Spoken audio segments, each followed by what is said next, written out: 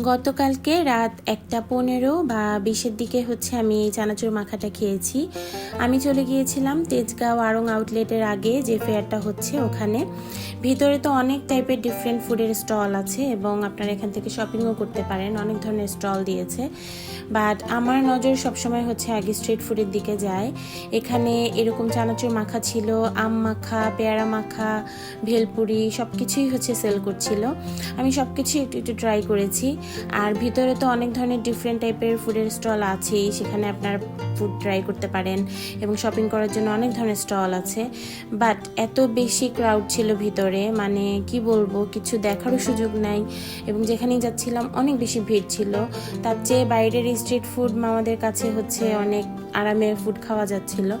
সবাই ভিতরে অনেক বেশি ভিড় করেছে, বাট বাইরে এরা মোটামুটি ফ্রি ছিল। আমি অনেক বেশি লাইন ধরে কোনো খাবার খেতে পারি না, আমি যেখানে ফ্রি থাকে সেখানেই যাই। তার উপরে আমি অনেক বেশি স্ট্রিট ফুড লাভার। আপনারাও কেউ যদি এই রমজান এই ধরনের স্ট্রিট ফুডের জন্য ক্রেভ করে থাকেন এবং যাওয়ার সুযোগ থাকে তাহলে এখানে যেতে পারেন।